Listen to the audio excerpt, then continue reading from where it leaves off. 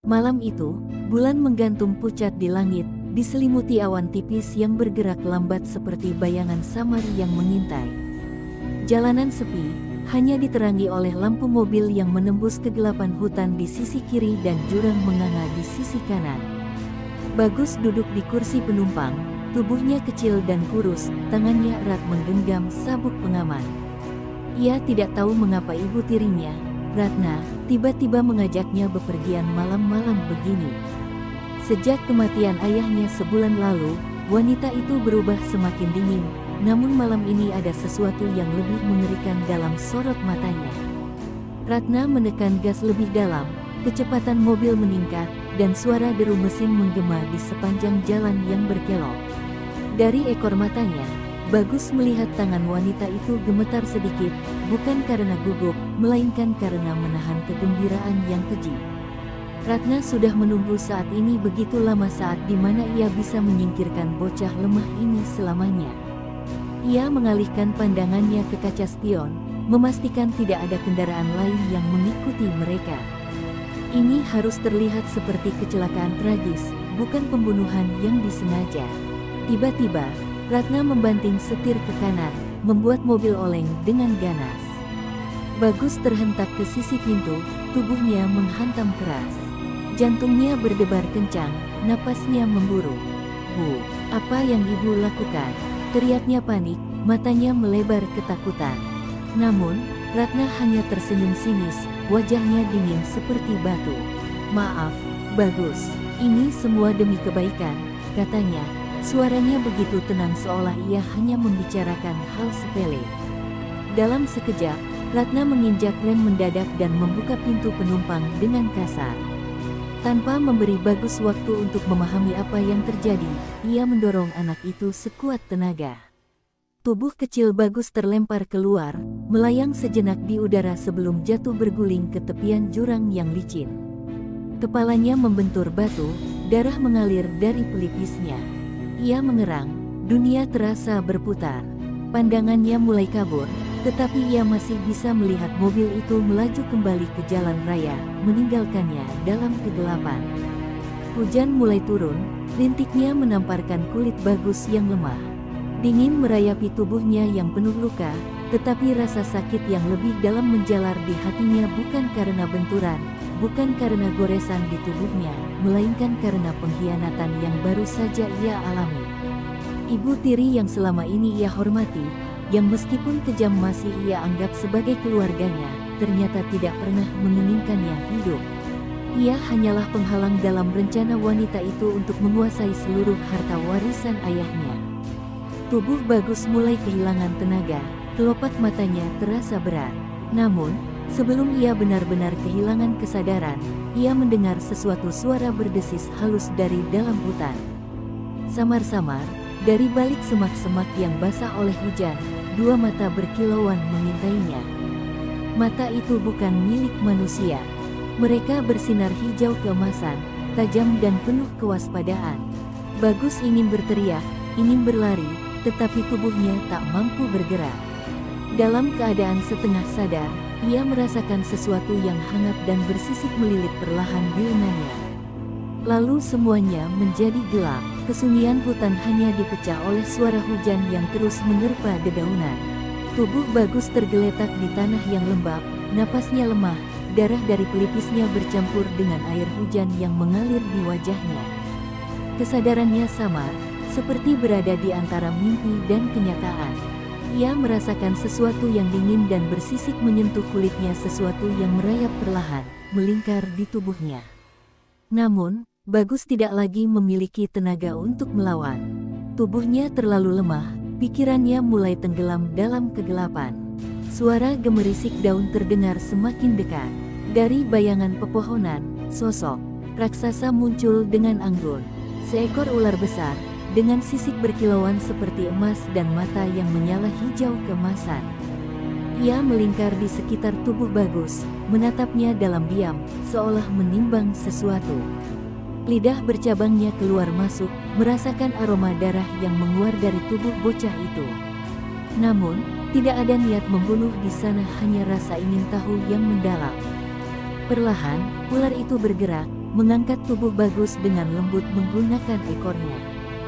Seolah ia sedang membawa sesuatu yang berharga, bukan sekadar anak manusia yang terbuang. Di saat yang bersamaan, suara berbisik terdengar di antara pepohonan, suara halus dan berwibawa, namun mengandung kekuatan yang tak terbantahkan. Anak ini, dia bukan anak biasa. Suara itu bergema, entah berasal dari mana, namun menggema di seluruh hutan. Dalam keadaan setengah sadar, Bagus mencoba membuka matanya. Pandangannya masih kabur, tetapi ia bisa melihat siluet sosok wanita berdiri di hadapan ular raksasa itu. Wanita itu begitu anggun, mengenakan jubah hijau dengan mahkota berbentuk kepala ular di kepalanya. Mata hijau keemasannya begitu tajam, seperti bisa menembus jiwa siapapun yang ia tatap. Dengan satu gerakan tangan, ia memberi isyarat pada ular besar itu, dan tanpa ragu, makhluk itu mulai bergerak, membawa Bagus lebih dalam ke jantung hutan. Tubuh Bagus terasa ringan, seperti melayang di udara. Ia ingin bertanya, ingin meminta pertolongan, tetapi suaranya tak keluar. Hanya ada kesunyian yang menyelimuti dirinya, ditambah dengan rasa hangat yang mulai menjalar di tubuhnya, mengusir dingin yang menusuk tulangnya sejak tadi. Ia merasa aneh, seharusnya ia mati, tetapi ada sesuatu yang menjaga nyawanya tetap bertahan. Setelah melewati lorong-lorong pepohonan yang semakin rapat, Bagus akhirnya dibawa ke sebuah tempat yang tak pernah ia bayangkan sebelumnya. Sebuah istana megah berdiri di tengah hutan, dikelilingi oleh kabut mistis yang berkilauan di bawah cahaya bulan. Pilar-pilar batu dengan ukiran berbentuk ular menjulang tinggi, sementara suara gemericik air terdengar dari sungai kecil yang mengalir jernih di sekitar tempat itu. Tidak ada tanda-tanda kehidupan manusia di sana, tetapi ada sesuatu yang terasa kuat, sebuah kekuatan yang tak bisa dijelaskan dengan kata-kata. Wanita bermahkota itu melangkah mendekati Bagus yang masih terbaring lemah. Ia menunduk, menyentuh dahi bocah itu dengan ujung jarinya yang dingin. Saat itu juga, Bagus merasakan sesuatu yang luar biasa. Energi hangat mengalir ke dalam tubuhnya, rasa sakit yang tadi menghancurkan tubuhnya perlahan menghilang. Dalam hitungan detik, ia bisa bernapas lebih mudah, dan matanya mulai bisa melihat dengan jelas. Namun, saat ia menatap wanita itu, ia menyadari sesuatu, mata hijau keemasan itu bukanlah milik manusia biasa. Selamat datang di istana gaib, anak manusia, suara lembut namun penuh kekuatan itu terdengar. Takdir telah membawamu ke sini, dan mulai hari ini, kau bukan lagi anak yang terbuang. Bagus berdiri terpaku di tengah aula megah itu, matanya menjelajahi keindahan yang sulit ia percayai. Pilar-pilar tinggi menjulang di sekelilingnya, berhiaskan ukiran ular yang tampak hidup, sisik-sisik mereka berkilauan setiap kali tersentuh cahaya redup dari lentera kristal yang melayang di udara. Lantai marmernya terasa dingin di telapak kakinya, berkilauan seperti cermin yang memantulkan langit berbintang. Namun, di balik keindahan itu, Bagus merasa ada sesuatu yang lebih besar dari sekadar kemegahan, sebuah misteri yang melingkupi tempat ini.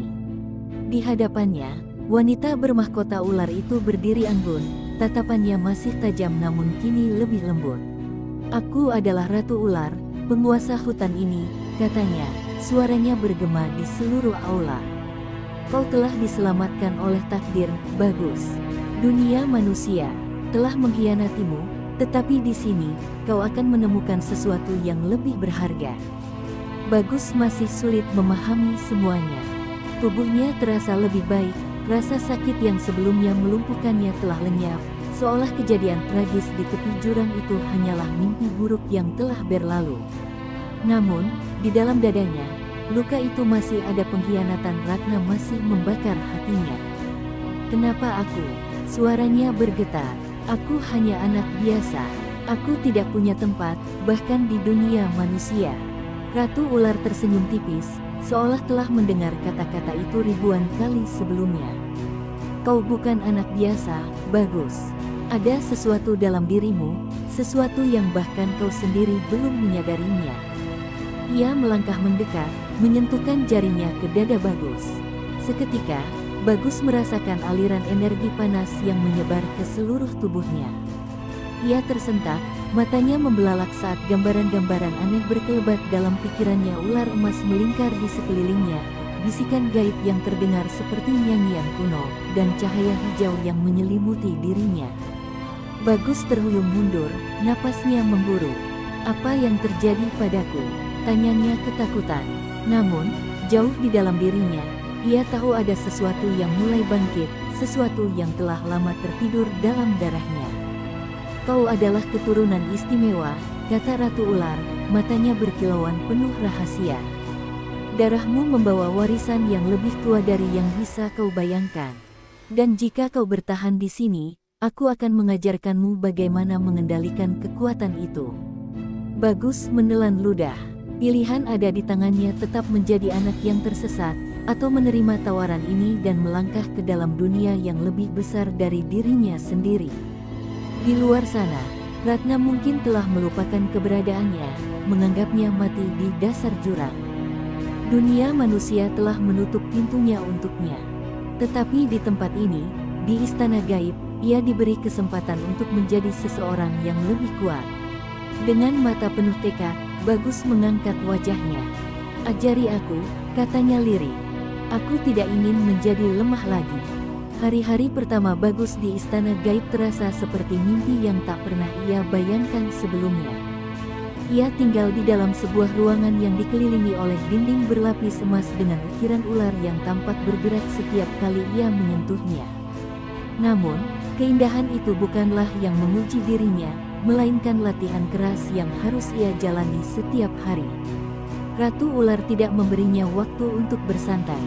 Sejak fajar pertama setelah ia menerima takdirnya, ia telah dilemparkan ke dalam dunia yang penuh ujian dan rasa sakit. "Tubuhmu masih terlalu lemah," kata Ratu Ular, mengamati Bagus yang terengah-engah di tengah aula latihan. "Jika kau ingin bertahan di dunia ini, kau harus menjadi lebih kuat." Dengan satu gerakan tangannya, sekelompok ular hitam muncul dari bayangan, matanya merah menyala, lidah mereka menjulur dengan suara mendesis yang menusuk telinga. "Hindari mereka," perintahnya singkat, sebelum ular-ular itu bergerak menyerang. Bagus melompat ke belakang, jantungnya berpacu dengan cepat. Tubuhnya masih terasa kaku, refleksnya belum terlatih, dan dalam hitungan detik, salah satu ular berhasil melilit kakinya. Ia jatuh ke tanah, menggeliat panik saat bisa ular itu hampir menyentuh kulitnya. Namun, sebelum bisa menggigit, ular tersebut tiba-tiba berhenti, matanya berkedip seolah kebingungan. Bagus merasakan sesuatu yang aneh di dalam dirinya, sebuah dorongan untuk berbicara, bukan dengan suara, tetapi dengan pikirannya. "Lepaskan aku." Seolah mendengar perintah yang tak terdengar, ular itu perlahan melonggarkan lilitannya dan menjauh. Ratu Ular mengamati kejadian itu dengan tatapan tajam. "Menarik," katanya pelan. "Sepertinya darah leluhur benar-benar mengalir dalam dirimu." Hari demi hari, latihan Bagus semakin berat. Ia diajarkan cara bertahan hidup di hutan gaib, bagaimana membaca gerakan makhluk-makhluk yang tak kasat mata, serta cara menggunakan pikirannya untuk berkomunikasi dengan hewan. Tetapi yang paling sulit adalah mengendalikan energi dalam dirinya. Ratu Ular mengatakan bahwa darahnya memiliki kekuatan yang luar biasa, tetapi jika ia tidak bisa mengendalikannya, kekuatan itu bisa menghancurkan dirinya sendiri. Malam itu, setelah seharian berlatih tanpa henti, Bagus duduk sendirian di tepi kolam yang airnya berkilauan seperti kristal. Tubuhnya penuh luka dan lebam, tetapi pikirannya terus dipenuhi oleh satu pertanyaan: Kenapa ia harus menjalani semua ini? Namun, ketika ia menatap refleksinya di air, sesuatu di dalam dirinya berbisik, "Karena kau bukan lagi anak yang terbuang. Kau ditakdirkan untuk sesuatu yang lebih besar." Dengan tekad yang semakin menguat, Bagus mengepalkan tangannya. Jika dunia telah mengkhianatinya, maka ia akan menciptakan takdirnya sendiri. Ia tidak akan membiarkan nasibnya ditentukan oleh orang lain lagi, terutama oleh wanita yang telah mencoba membunuhnya. Ratna mungkin mengira ia sudah mati, tetapi suatu hari nanti, ia akan kembali. Dan saat itu tiba, ia tidak akan lagi menjadi Bagus yang lemah. ia akan menjadi seseorang yang bahkan Ratna pun tidak akan bisa mengenali. Malam itu, kabut tebal menyelimuti istana gaib, menciptakan suasana yang lebih sunyi dari biasanya. Bagus duduk di tepi balkon tinggi, menatap langit yang dipenuhi bintang-bintang redup. Tubuhnya masih terasa sakit setelah latihan siang tadi, tetapi pikirannya tak bisa tenang. Ia mulai memahami kekuatannya, kemampuannya berbicara dengan ular, merasakan energi di sekelilingnya, bahkan memengaruhi makhluk-makhluk gaib. Namun, ada sesuatu yang belum bisa ia kendalikan, sesuatu yang lebih gelap dan kuat yang bersemayam dalam dirinya. Sejak latihan terakhirnya dengan Ratu Ular, Bagus mulai mendengar bisikan-bisikan aneh dalam kepalanya. Bisikan itu muncul di malam hari, berdesis lembut seperti suara ular yang menggoda, namun juga penuh ancaman.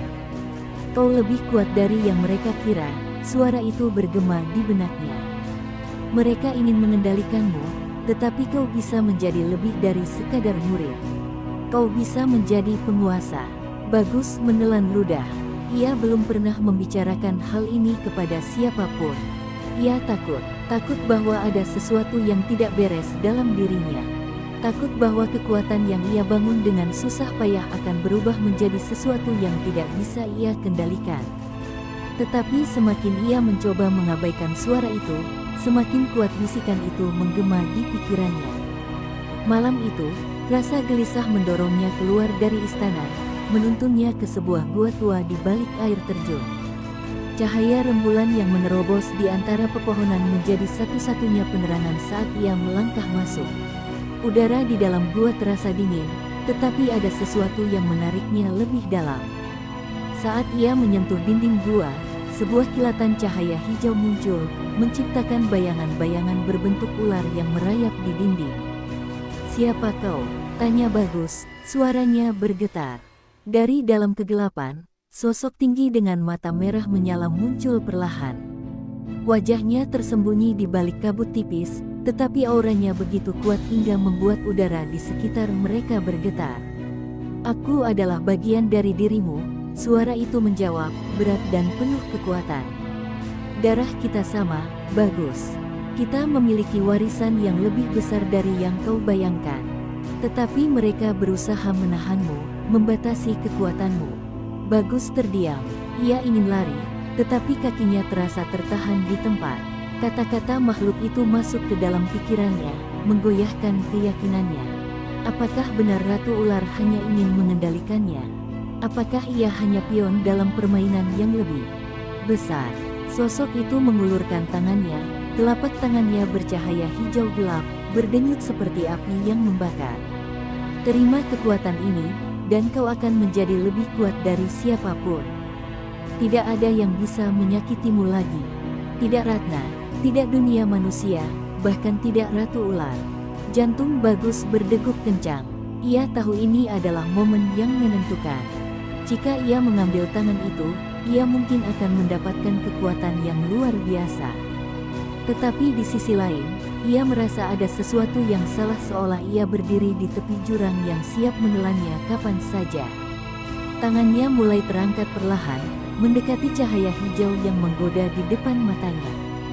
Namun, sebelum ia bisa menyentuhnya, suara lain menggema di dalam kepalanya, suara lembut, tetapi penuh kewibawaan. "Jangan biarkan kegelapan mengendalikanmu, Bagus. Kau lebih dari sekadar kekuatan." Bagus tersentak mundur, keringat dingin mengalir di pelipisnya.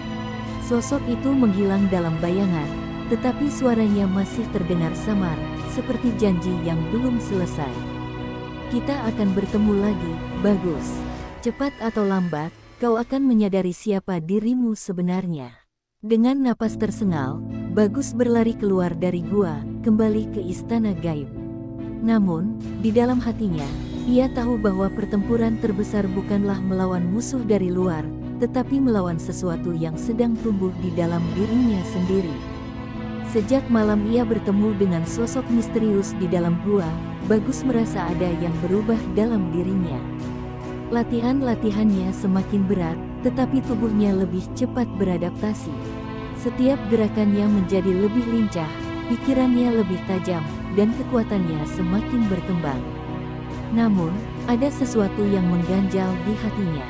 Bisikan yang ia dengar di dalam gua tidak pernah benar-benar hilang. Kadang, di saat ia sedang berlatih atau dalam kesunyian malam, suara itu kembali terdengar, mengingatkannya akan tawaran yang ia tolak. Ratu Ular tampaknya menyadari perubahan dalam diri Bagus. Suatu malam, ia memanggilnya ke aula utama, tempat di mana pilar-pilar batu berukiran ular menjulang tinggi. Cahaya lentera hijau berpendar lembut, menciptakan bayangan panjang yang bergerak perlahan di dinding. Bagus, panggilnya dengan suara lembut, tetapi penuh wibawa. Aku bisa merasakan ada sesuatu yang mengganggumu. Kau harus jujur padaku. Bagus menunduk, ragu untuk mengungkapkan apa yang ia alami. Namun, tatapan tajam Ratu Ular membuatnya tak bisa menyembunyikan kebenaran lebih lama. Dengan suara lirih, ia menceritakan tentang pertemuannya dengan sosok misterius di dalam gua, tentang bisikan yang terus menghantuinya, dan tentang tawaran yang hampir ia terima. Mata Ratu Ular menyipit, ekspresinya sulit ditebak. Ia menarik napas dalam sebelum berkata, "Aku sudah menduganya. Kau memang istimewa, Bagus. Tetapi itu juga berarti ada kekuatan lain yang ingin memanfaatkan dirimu." Ia berjalan mendekat, lalu meletakkan tangannya di atas bahu Bagus. "Kegelapan itu ada di dalam darahmu. Namun, apakah kau akan menyerah padanya atau mengendalikannya? Itu adalah pilihanmu." Bagus menggigit bibirnya. Ia tahu bahwa ia semakin kuat, tetapi ada ketakutan dalam dirinya, takut bahwa kekuatan itu akan mengambil alih dan menjadikannya seseorang yang bukan dirinya. "Bagaimana jika aku gagal?" tanyanya pelan. Ratu Ular tersenyum tipis. "Kau hanya akan gagal jika kau berhenti berjuang." Ia lalu melangkah mundur dan mengangkat tangannya ke udara. Dari bayangan di sekeliling aula, muncul sesosok ular raksasa berwarna hitam pekat, matanya merah menyala seperti bara api. "Hari ini, aku akan menguji seberapa kuat hatimu. Jika kau bisa mengalahkan ketakutanmu, kau akan menemukan jawaban yang kau cari." Bagus menatap ular raksasa itu dengan napas tertahan. Makhluk itu mendesis, mengeluarkan suara yang menggema di seluruh ruangan. Tubuhnya bergetar, tetapi kali ini bukan hanya karena takut melainkan karena tekad yang mulai membakar di dalam dirinya. Ia tidak bisa terus berlari dari kegelapan yang ada dalam dirinya. Jika ia ingin mengendalikan kekuatannya, ia harus menghadapi ketakutannya. Dengan satu tarikan napas dalam, Bagus mengepalkan tangannya dan bersiap menghadapi ujian terbesarnya. Malam ini, ia tidak hanya bertarung melawan seekor ular raksasa. Ia bertarung melawan dirinya sendiri. Bagus berdiri di tengah aula, tatapannya terpaku pada ular raksasa hitam yang kini melingkar di hadapannya. Mata merah menyala makhluk itu terasa menusuk hingga ke dalam jiwanya, seolah melihat ketakutan yang tersembunyi dalam hatinya. Desisannya menggema di ruangan, membawa hawa dingin yang menusuk ke tulang. Ratu Ular berdiri di kejauhan, mengamati tanpa ekspresi, membiarkan Bagus menghadapi ujian ini sendirian. Ular raksasa itu bergerak cepat, jauh lebih cepat dari yang Bagus duga. Dalam sekejap, ekornya menghantam lantai, menciptakan getaran yang membuat Bagus kehilangan keseimbangan. Ia melompat ke belakang, tetapi belum sempat mengatur posisinya, ular itu sudah melesat ke arahnya dengan mulut terbuka lebar, siap menerkam. Refleks Bagus membawanya berguling ke samping, nyaris menghindari taring tajam yang menembus lantai tempatnya berdiri beberapa detik lalu. Jantungnya berdetak kencang. Ia tahu bahwa menghindar saja tidak cukup. Ia harus melawan. Mengingat semua yang telah dia pelajari, Bagus mencoba menenangkan pikirannya, mencari celah di antara gerakan makhluk itu. "Dengar, rasakan," ia membisikkan dalam hati, mengingat ajaran Ratu Ular. Saat ular itu kembali menyerang, sesuatu dalam diri Bagus berubah. Ia merasakan energi mengalir di seluruh tubuhnya, seperti gelombang panas yang membakar nadinya. Dengan cepat, ia mengangkat tangannya dan menatap mata ular raksasa itu. Kali ini, ia tidak hanya bertahan, ia berbicara. Namun bukan dengan suara, melainkan dengan pikirannya. "Berhenti." Ular raksasa itu seketika berhenti di tempat, Tubuhnya menegang seolah melawan perintah yang tak terlihat. Matanya masih menyala, tetapi gerakannya melambat. Bagus merasakan ikatan yang aneh, seolah pikirannya dan pikiran makhluk itu terhubung dalam satu kesatuan. Ia bisa merasakan kemarahan, ketakutan, dan keinginan liar yang mengalir dalam diri ular itu, tetapi ia juga merasakan sesuatu yang lain. Kegelapan yang sama yang berbisik dalam mimpinya. Bagus, suara ratu ular terdengar di kejauhan, penuh kewaspadaan.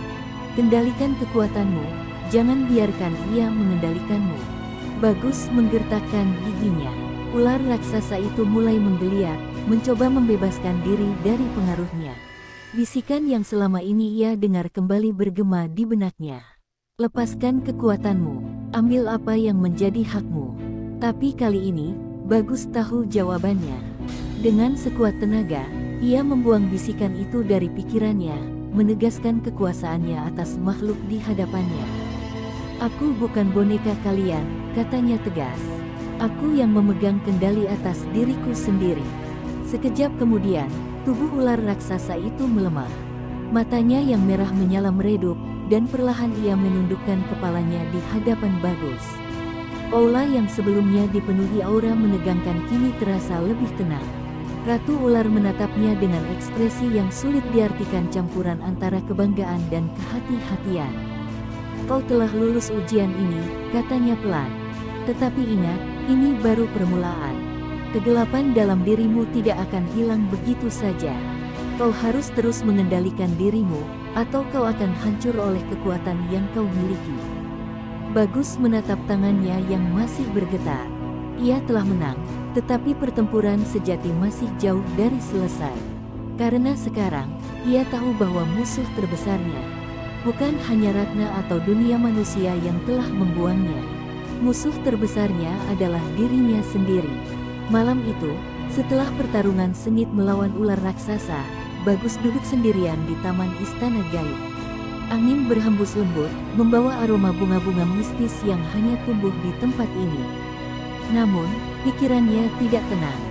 Kemenangan atas ular hitam tadi tidak memberinya kepuasan, melainkan lebih banyak pertanyaan. Dari mana datangnya kekuatan yang ia miliki? Apa sebenarnya warisan yang mengalir dalam darahnya? Dan yang paling mengganggunya, siapa sosok misterius yang berusaha mempengaruhinya dalam kegelapan? Suara langkah lembut terdengar dari belakangnya.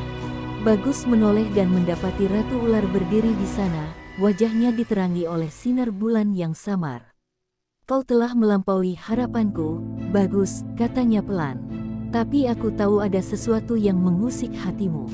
Bagus menghela napas, lalu menatapnya penuh harap. Aku ingin tahu yang sebenarnya, katanya dengan suara tegas. Kenapa aku?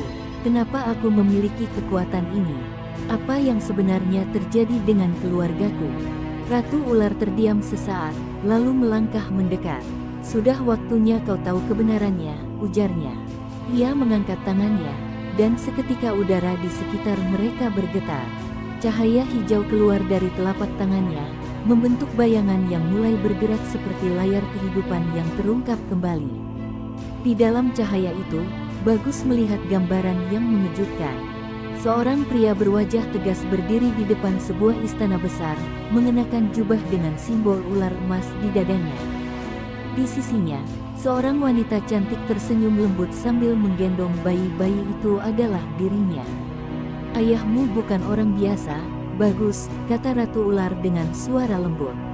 Ia adalah keturunan terakhir dari garis keturunan kuno yang memiliki hubungan dengan dunia gaib. Darahnya membawa kekuatan yang diwariskan dari generasi ke generasi. Dan kau adalah pewaris terakhirnya. Bagus menatap bayangan itu dengan mata melebar. Ia melihat bagaimana ayahnya berperang melawan kekuatan jahat, bagaimana ibunya melindunginya dengan segenap jiwa, dan bagaimana pengkhianatan terjadi. Sosok yang paling ia benci muncul dalam bayangan itu, Ratna. Ia melihat bagaimana wanita itu perlahan meracuni keluarganya dengan tipu muslihat, hingga akhirnya menghancurkan segalanya demi menguasai kekayaan dan kekuatan yang bukan miliknya. Ketika bayangan itu menghilang, Bagus mengepalkan tangannya, dadanya dipenuhi oleh emosi yang campur aduk. Jadi, semua ini bukan kebetulan. Suaranya bergetar. Ratna tidak hanya membuangku. Dia menghancurkan keluargaku. Ratu Ular mengangguk, dan dia mengira kau telah mati. Itu adalah satu-satunya alasan dia belum memburumu. Ia menatap Bagus dengan penuh kebijaksanaan. Kau memiliki pilihan, Bagus. Kau bisa tetap di sini, memperkuat dirimu, atau kau bisa menghadapi dunia luar dan menuntut kembali apa yang seharusnya menjadi milikmu. Bagus menarik napas dalam, lalu menatap lurus ke depan. Ia tidak lagi ragu. Sekarang, ia tahu siapa dirinya sebenarnya. Dan yang lebih penting, ia tahu apa yang harus ia lakukan. Dunia manusia telah mengkhianatinya, tetapi ia tidak akan lari lagi. Karena suatu hari nanti, ia akan kembali. Dan saat itu tiba, Ratna akan menyesali perbuatannya. Pagi itu, istana gaib terasa lebih sunyi dari biasanya. Bagus berdiri di gerbang utama, mengenakan jubah hitam yang diberikan oleh Ratu Ular. Jubah itu bukan sembarang pakaian, ia terbuat dari sisik ular mistis yang mampu melindunginya dari bahaya, sekaligus menyembunyikan auranya dari makhluk-makhluk gaib yang mungkin mengincarnya. Ini adalah hari yang telah ia nantikan sejak mengetahui kebenaran tentang keluarganya. Hari di mana ia kembali ke dunia manusia, bukan sebagai anak yang dibuang, tetapi sebagai pewaris terakhir yang akan merebut kembali haknya. Ratu Ular berdiri di sampingnya, menatapnya dengan ekspresi lembut namun tegas. Kau telah belajar banyak di sini, Bagus, katanya. Tetapi dunia luar tidak seperti istana gaib. Di sana, musuhmu tak hanya Ratna, tetapi juga orang-orang yang haus kekuasaan. Jangan biarkan amarah mengendalikanmu. Bagus mengangguk pelan. Ia tahu Ratu Ular khawatir, tetapi ini adalah sesuatu yang harus ia lakukan. Aku tidak akan membiarkan Ratna lolos dari kejahatannya, jawabnya dengan penuh tekad. Namun aku juga tidak akan membiarkan kegelapan menguasai diriku. Dengan satu gerakan tangan, Ratu Ular membuka portal di hadapan mereka. Cahaya hijau berputar seperti pusaran angin, menciptakan jendela yang menghubungkan dua dunia. Di balik portal itu, terlihat hutan lebat di pinggiran kota tempat di mana ia dulu dibuang dalam kecelakaan yang hampir merenggut nyawanya. Tempat di mana semuanya bermula. Bagus melangkah maju. Begitu ia menyeberangi portal, ia merasakan udara dunia manusia menyambutnya. Hutan itu masih sama seperti yang ia ingat, pepohonan tinggi, suara burung yang sesekali berkicau, dan udara yang lebih dingin daripada istana gaib. Namun, ada sesuatu yang berbeda dalam dirinya. Ia bukan lagi anak kecil yang ketakutan dan sendirian. Ia telah berubah. Tanpa membuang waktu, ia berjalan menuju jalan raya terdekat. Dengan menggunakan kekuatan yang telah ia kuasai, ia menyamarkan keberadaannya, memastikan bahwa tak ada yang langsung mengenalinya.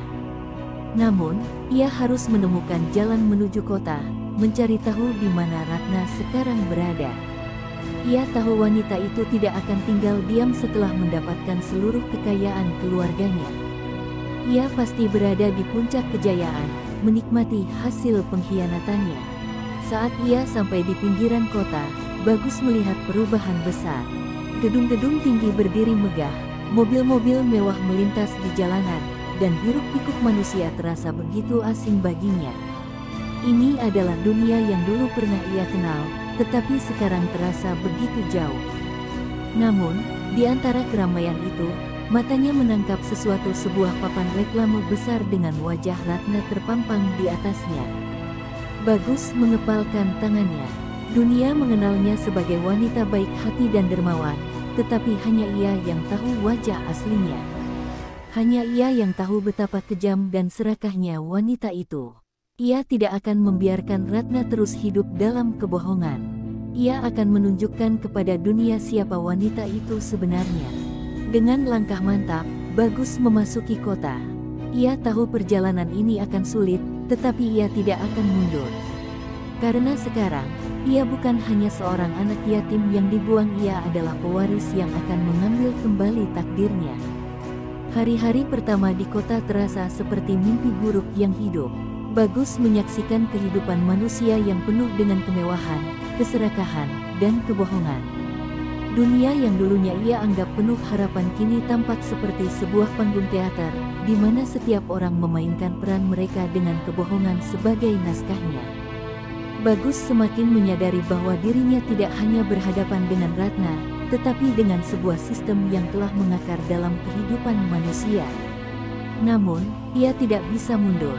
Keadilan harus ditegakkan, dan ia adalah orang yang akan melakukannya. Dengan identitas barunya, Bagus menyusup ke dalam lingkaran bisnis yang dikuasai oleh Ratna.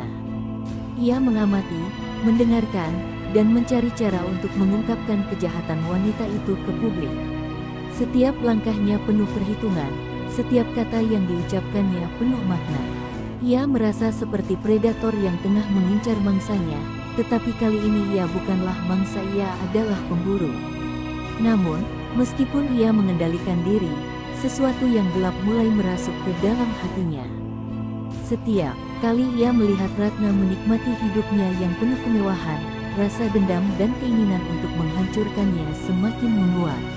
Pada suatu malam, setelah seharian mengamati pergerakan Ratna di gedung kantornya, Bagus akhirnya mendapat kesempatan. Ratna tengah berada di ruang kerjanya, menikmati minuman anggur di meja besar, dengan cahaya lampu yang remang-remang. Pintu kaca besar di belakangnya menghadap ke kota yang gemerlap, namun di balik kesuksesannya, Bagus tahu betul bahwa ada darah yang ternoda. Ia mendekat perlahan, hanya dengan bayangan dirinya yang tampak mencuat dari sisi jendela. Ratna, seperti biasa, tak sadar akan kehadirannya. Bagus tidak bergerak, hanya menatap dari kejauhan. Tapi, kali ini ia tidak bisa menahan diri lebih lama. Ia melangkah maju, dan tanpa suara, ia masuk ke dalam ruang itu. Waktu untuk berpura-pura sudah habis, Ratna, katanya, suaranya tenang tetapi penuh tekad. Wanita itu terkejut, hampir terjatuh dari kursinya. Namun, saat matanya bertemu dengan mata Bagus, ada kilatan ketakutan yang muncul di sana. Ia mencoba tersenyum, tapi senyum itu tampak begitu rapuh. Bagus, kau hidup, kau masih hidup. Bagus hanya mengangguk, langkahnya mantap menuju meja kerja Ratna. Kau sudah lama mengira aku mati, Ratna. Tetapi aku datang untuk menuntut kembali apa yang menjadi hakku. Keluarga kita bukan milikmu untuk dirampas. Semua yang kau miliki adalah hasil dari kebohongan dan pengkhianatan. Ratna berdiri, wajahnya berubah cemas. Kau tidak mengerti. Aku melakukan semua ini untuk kita, untuk masa depan yang lebih baik. Katanya terbata-bata. Kau tidak tahu betapa sulitnya hidupku setelah kematian mereka. Aku tidak bisa sendirian. Bagus mendekat, suaranya lebih tegas. Kau berbohong, Ratna. Semua yang kau lakukan hanya untuk memenuhi keinginanmu sendiri. Kau membuang aku, membunuh orang tuaku, dan menghancurkan segalanya hanya untuk meraih kekuasaan.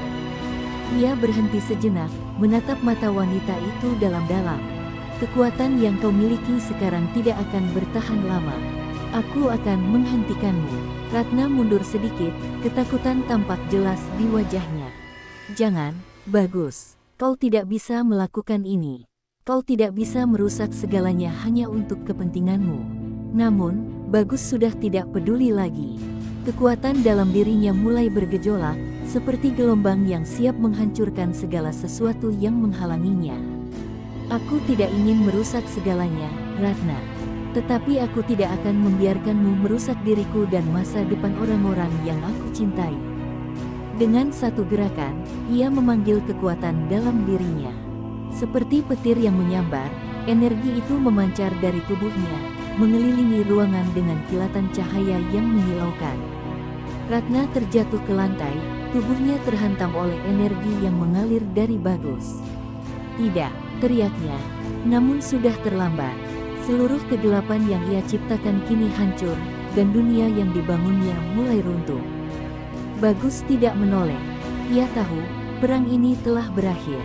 Setelah ratapan terakhir Ratna mereda, suasana ruang itu terasa mencekam. Bagus berdiri di tengah-tengah ruangan, tubuhnya masih bergetar oleh kekuatan yang baru saja ia lepaskan. Cahaya yang mengelilinginya kini mulai memudar, meninggalkan keheningan yang dalam. Wajahnya tampak tegang, tetapi matanya memancarkan kedamaian yang belum pernah ia rasakan sebelumnya.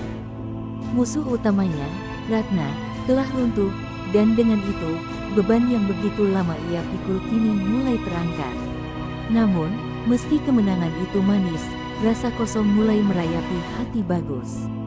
Ia telah meruntuhkan semua yang dibangun oleh wanita itu, tetapi di dalam dirinya, ada sebuah kekosongan yang lebih besar. Ia memandang tubuh Ratna yang tergeletak di lantai, bukan dengan kebencian, melainkan dengan kesedihan. Bagus tahu bahwa, meskipun Ratna telah melakukan kejahatan, ia tetap manusia, dan dalam dirinya masih ada sisi yang rapuh terluka oleh dunia yang ia ciptakan sendiri. Ratu Ular muncul dari bayang-bayang, matanya yang berkilau merah menyinari wajah Bagus. Ia mengamati dengan cermat reaksi anak muda itu. Kau telah berhasil, Bagus. Tetapi kemenangan ini datang dengan harga yang tidak murah, katanya dengan suara berat. Kau telah mengambil nyawa seorang yang pernah dekat denganmu, meskipun dalam bentuk lain. Bagus menundukkan kepalanya, perasaan bersalah mulai merayapi hatinya. Apa yang sebenarnya terjadi, Ratu Ular? Kenapa semua ini harus terjadi? Mengapa aku harus menjadi bagian dari permainan ini? Ratu Ular menghela napas panjang, mendekat dan berdiri di samping Bagus. Kebenaran yang kau cari bukanlah tentang satu orang. Keluarga yang kau miliki, ayahmu, ibumu, semua itu terkait dengan takdir yang lebih besar. Mereka adalah penjaga keseimbangan antara dunia manusia dan dunia gaib. Ratna bukanlah satu-satunya musuh yang harus kau hadapi. Dunia yang kau kenal telah dipenuhi oleh kekuatan-kekuatan yang ingin menguasai keduanya. Bagus mendengarkan, semakin cemas. Lalu siapa yang mengendalikan semuanya? Apakah aku harus melawan lebih banyak lagi? Ratu Ular menatapnya tajam. Kau adalah kunci, Bagus. Takdirmu sudah ditentukan sejak kelahiranmu. Kekuatan yang ada dalam dirimu adalah kunci untuk menjaga keseimbangan dunia ini. Namun, jangan salah, dunia tidak akan berhenti di sini. Musuh sejati adalah mereka yang tersembunyi, yang bersembunyi dalam bayang-bayang, menunggu waktu yang tepat untuk muncul. Kau harus bersiap. Kata-kata itu seperti petir yang menyambar dalam hati Bagus. Selama ini, ia hanya berfokus pada Ratna, pada wanita yang telah mengkhianatinya. Namun, sekarang ia menyadari bahwa ini bukanlah akhir. Ini baru permulaan dari perjalanan yang jauh lebih besar. Takdirnya bukan hanya tentang membalas dendam, tetapi juga tentang menjaga dunia dari ancaman yang lebih besar, ancaman yang bahkan belum ia pahami sepenuhnya. Dengan hati yang lebih berat, Bagus menatap tubuh Ratna yang tergeletak di lantai. Dia telah melaksanakan tugasnya, tetapi perasaan itu tak bisa ia hindari. Kesedihan karena melihat seseorang yang hancur, terjerumus oleh ambisi dan keinginan. Namun, Bagus tahu bahwa ia tidak bisa membiarkan perasaan itu menghalanginya. Dunia ini membutuhkan seseorang yang mampu bertindak tanpa ragu, seseorang yang mampu mengalahkan kegelapan dalam diri manusia. Bagus mengangkat kepalanya, menatap Ratu Ular dengan mata yang penuh tekad. Aku siap untuk apa yang akan datang. Jika ini adalah takdirku, aku akan menghadapi apapun itu. Tidak ada lagi yang bisa menghentikanku. Ratu Ular tersenyum, meskipun senyum itu penuh makna yang mendalam. Kau telah dewasa, Bagus. Sekarang, perjalananmu baru saja dimulai. Ketahuilah, dunia ini membutuhkan lebih dari sekedar kekuatan, ia membutuhkan keberanian untuk menghadapi kenyataan yang paling kelam sekalipun. Jangan pernah lupakan itu. Setelah menghadap Ratu Ular, Bagus merasa ada dua dunia yang kini bertarung di dalam dirinya. Di satu sisi, ia merasakan panggilan untuk melawan, untuk mempertahankan keseimbangan antara dunia manusia dan gaib yang begitu rapuh. Di sisi lain, ada bayang-bayang masa lalu yang terus mengganggu pikirannya, kenangan tentang keluarganya, tentang bagaimana ia dibuang, tentang pengkhianatan yang tak akan pernah bisa ia lupakan. Bagus berjalan tanpa arah, meninggalkan gedung tempat ia mengalahkan Ratna. Malam mulai menyelimuti kota, dan cahaya lampu jalan yang remang-remang menciptakan bayangan panjang di sekelilingnya. Angin malam yang dingin menggigit kulitnya, tapi hatinya lebih beku dari suhu udara itu. Meskipun ia telah berhasil menuntut balas atas apa yang dilakukan Ratna, perasaan tidak puas dan kekosongan terus menghantui setiap langkahnya. Dunia ini ternyata jauh lebih rumit dari yang ia bayangkan. Di tengah langkahnya yang terhenti, ia merasakan sebuah kehadiran. Sesuatu yang tidak bisa ia jelaskan dengan kata-kata. Matanya menangkap sesosok wanita yang berdiri di ujung jalan, hanya siluet yang tampak samar di bawah sinar bulan.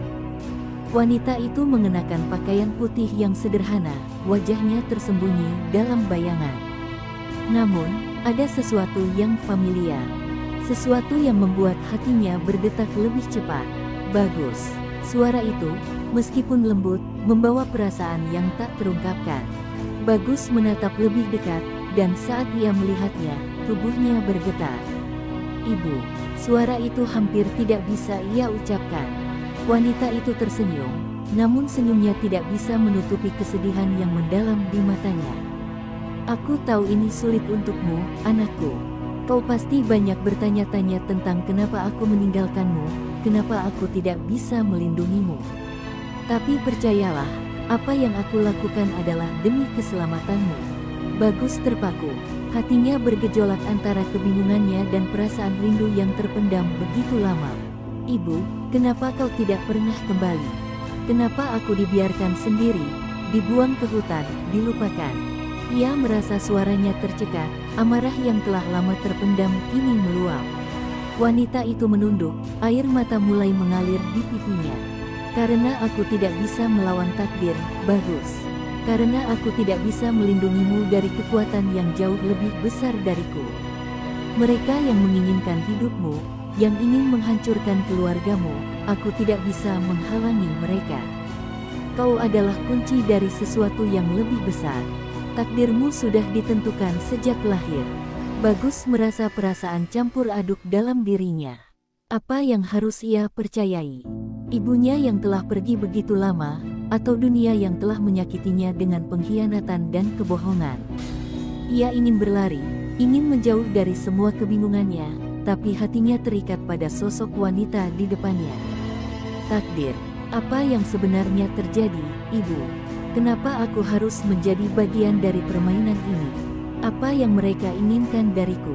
Wanita itu mengangkat wajahnya, dan untuk pertama kalinya, Bagus melihat ketakutan yang nyata di matanya. Kekuatan yang ada padamu, Bagus, bukan hanya warisan keluargamu. Kau adalah keturunan dari garis yang lebih tua, yang diinginkan oleh mereka yang menguasai dunia ini. Mereka akan datang untukmu, dan mereka tidak akan berhenti sebelum mendapatkan apa yang mereka inginkan. Ia memegang kedua tangan Bagus dengan lembut.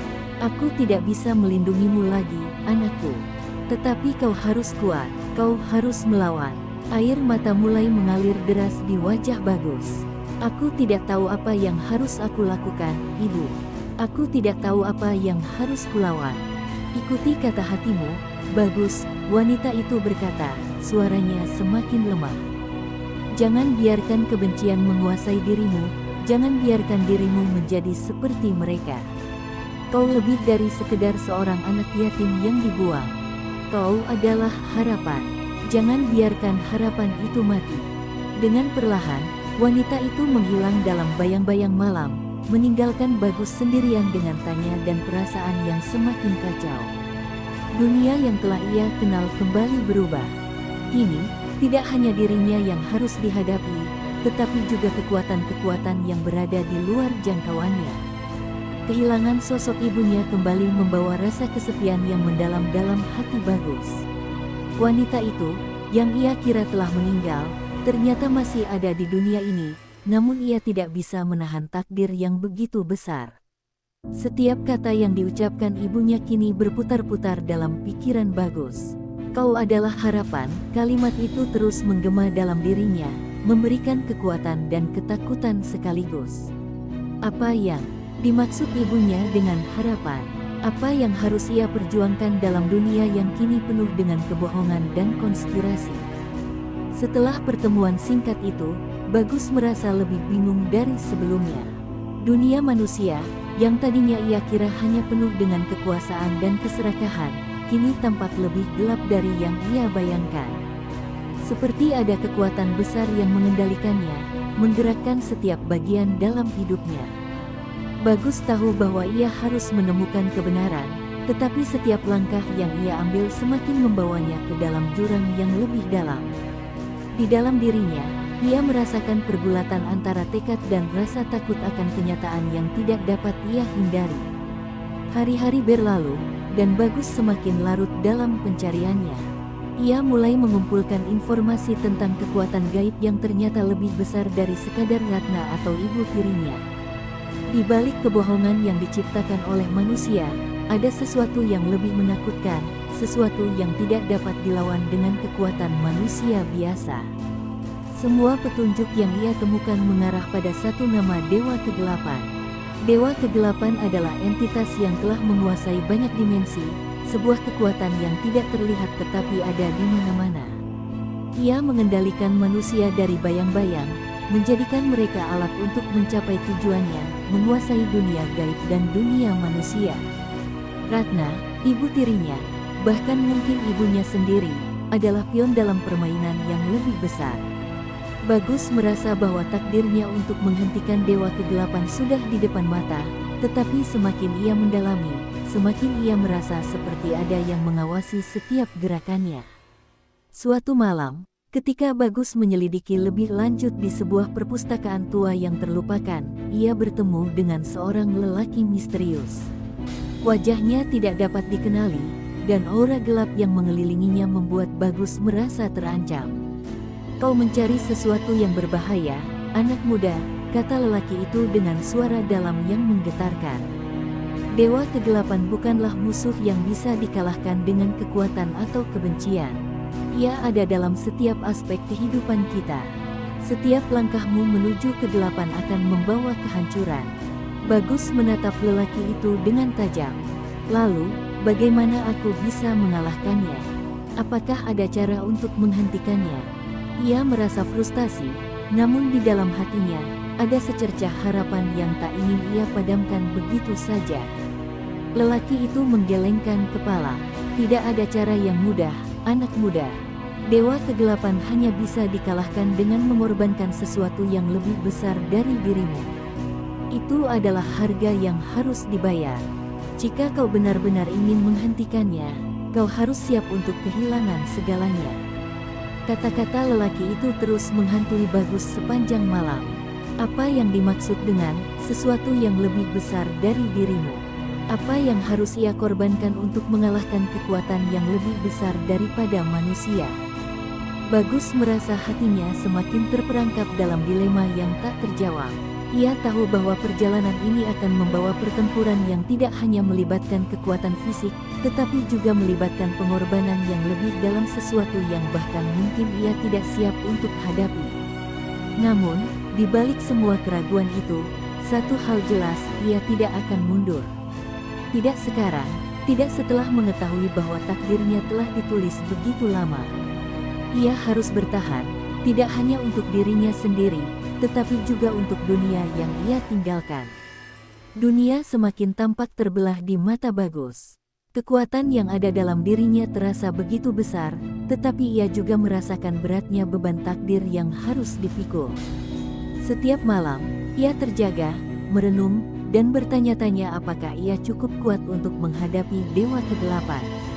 Kata-kata lelaki misterius itu terus mengiang di telinganya, "Kau harus siap untuk kehilangan segalanya." Bagus tak tahu apa yang lebih berharga dari dirinya yang telah kehilangan begitu banyak, namun rasa takut akan kehilangan lebih banyak lagi mulai merasuk ke dalam jiwanya. Dalam pencariannya, Bagus akhirnya menemukan sebuah tempat yang terkubur dalam sejarah, sebuah kuil kuno yang pernah menjadi tempat perlindungan bagi para penjaga keseimbangan dunia. Disinilah ia berharap menemukan jawaban, harapan, atau mungkin petunjuk untuk menghadapi Dewa Kegelapan. Namun, saat ia melangkah masuk, ia merasakan udara yang dingin dan sunyi, seolah dunia itu sendiri menunggu kedatangannya. Setiap langkahnya bergema di dinding-dinding batu yang menjulang tinggi, menambah ketegangan yang mengalir di nadinya. Di dalam kuil itu, Bagus bertemu dengan sosok yang tidak asing lagi, Ratu Ular. Namun kali ini, wajahnya tampak lebih tua dan penuh beban. "Kau telah tiba di ujung perjalananmu, Bagus," katanya dengan suara lembut yang bergetar. "Apa yang akan kau lakukan sekarang? Apakah kau siap menghadapinya?" Bagus menatap Ratu Ular dengan tatapan tajam. "Aku tidak tahu. Aku ingin percaya bahwa ada cara lain, tetapi setiap petunjuk yang aku temukan hanya mengarah pada satu hal, pengorbanan yang tidak terbayangkan." Ia menundukkan kepalanya, merasakan keraguan yang mulai merusak keyakinannya. "Aku tidak bisa melakukannya, Ratu Ular. Aku tidak bisa mengorbankan lebih banyak lagi." Ratu Ular mendekat, tangan lembutnya menyentuh bahu Bagus. "Terkadang, anakku, kita tidak diberi pilihan dalam takdir. Namun, pengorbanan yang kau takutkan mungkin bukanlah akhir, tetapi permulaan yang lebih besar. Kekuatan yang ada padamu bukanlah untuk dihancurkan, tetapi untuk dipahami. Kau adalah cahaya yang akan mengalahkan kegelapan, tetapi untuk itu, kau harus menerima kegelapan yang ada dalam dirimu." Bagus mengangkat wajahnya, matanya kini penuh tekad. "Apa yang harus aku lakukan? Apakah aku harus benar-benar berhadapan dengan Dewa Kegelapan dan kehilangan segalanya?" Ratu Ular mengangguk pelan. "Ya, tetapi ingatlah, tidak ada kemenangan tanpa pengorbanan.